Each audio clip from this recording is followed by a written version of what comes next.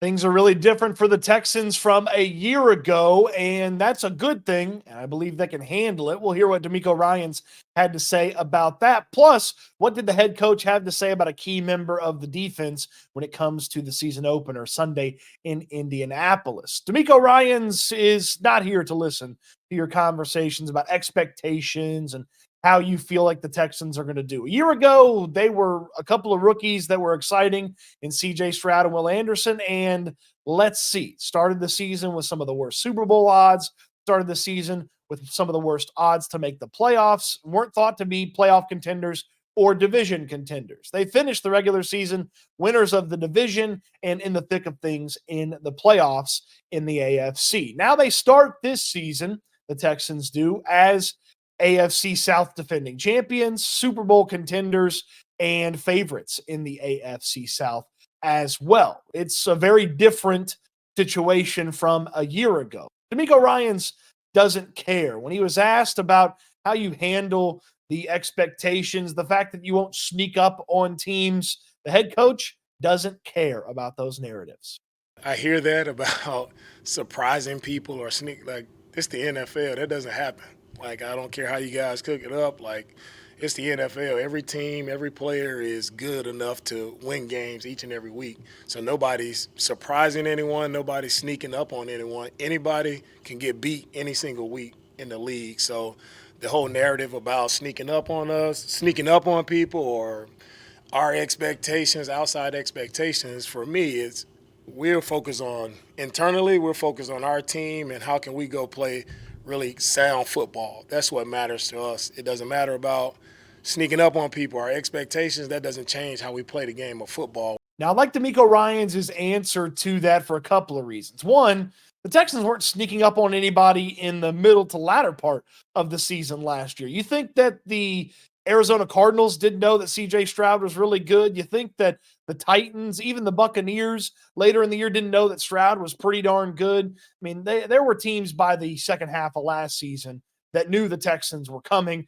and knew that they had some juice and had a lot of talent on their team. So they weren't sneaking up on people last year. So, of course, they weren't going to sneak up on people this season. But how the team handles expectations is really important because they did not handle success well last year. And DeMeco Ryans talked about it. The guys have to learn how to deal with winning. And you could see it sort of that seesaw early on in the season. Started 0-2. They bounced back. They handled losing really well, bouncing back, winning 2 games. But you had the disappointment against the Carolina Panthers. You had the disappointment in Atlanta against the Falcons. You had moments throughout the middle part of the season where you kind of dipped a little bit, but the Texans finally figured things out. Coming out of that Tampa game, going to Cincinnati to take on the Bengals, a healthy Bengals team at that. The Texans learned how to win within the course of the season. And learning how to win within the course of the season bodes well because a lot of those pieces are the same from last year. And it showed a ability for DeMeco Ryans to focus and get his team to buy in to handling success in a short portion of a season. Now they've got to learn how to handle success over the course of a season to the next season. And I believe they can do that because I believe in the head coach. DeMeco Ryans has done a lot with this team in a short amount of time. And there's no reason to doubt that he'll have them ready to attack a season, regardless of the expectations that outside forces will place on them. The Texans have noted a couple times nobody's got higher expectations for them than the people that are in the buildings. DeMeco Ryans figured it out how to win last season in a game-to-game situation. I believe he can figure it out how to win in a season-to-season situation. Winning won't be easy if you don't have Will Anderson on Sunday. The Texans' top defensive pick from last year's draft and the reigning, defending, undisputed defensive rookie of the year didn't practice a ton in the preseason and in training camp because of an ankle injury. And when asked about Will Anderson, DeMeco Ryans told us a little bit, but we'll still be waiting for Wednesday, Thursday, and Friday with that injury report. Yeah, we'll see where we go throughout the week. Feeling good about all our guys, ready to get rolling for the year. Winning without Will Anderson, not impossible, but it's going to be much more difficult. Look, Anderson had the sacks that he had last year, 7 or so sacks, and was a good pass rusher last year. He was fantastic in run stop win rate. He is a guy that can go in there and affect the opponent's rushing attack to a large degree. And he doesn't always make the play himself, but he can screw things up for the opposing team. And when you think about Jonathan Taylor, you think about Anthony Richardson running the football on Sunday as well. You need a guy like Will Anderson to help affect things. In fact, this front seven is kind of built on Will Anderson and Danielle Hunter wreaking havoc and everybody else taking care of their business. The defensive tackles, Foley Fadukasi, Mario Edwards, and whoever else is in there in the defensive tackle rotation, as well as Azeez Al-Shire, Henry To'o, Jake Hansen at the linebacker spot. Anderson and Hunter got to do their work and do their job off the edge, affecting the opponent's rushing attack to make everything else easy for the other 5 guys in that front seven. And I know Danielle Hunter is thought of as a pass rush specialist. He also led the NFC in tackles for a loss last year. He can get in there and affect the run game. And of course, Will Anderson with the ESPN advanced stat of run stop win rate was fantastic last year as a rookie, and a heavier but still speedy Will Anderson. Yeah, pretty excited to see Will Anderson on the field on Sunday, even if he's only about 95%.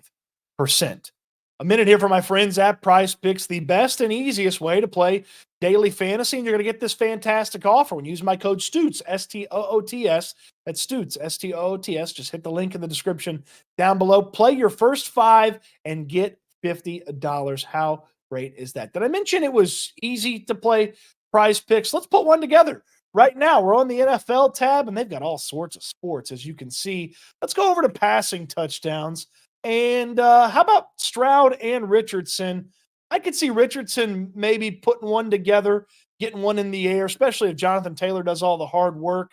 And then CJ Stroud, he's definitely throwing 2, right? He's definitely throwing 2 on Sunday. And one of those is going to go to Stefon Diggs. So let's search Stefon Diggs' name.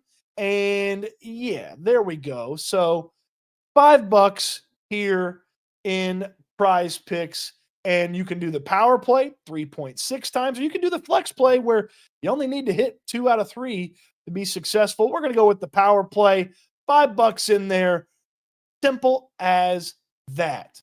And there you go, right there in the PrizePicks app or on PrizePicks.com. Use that code STOOTS, S-T-O-O-T-S, to play your first 5 and get $50.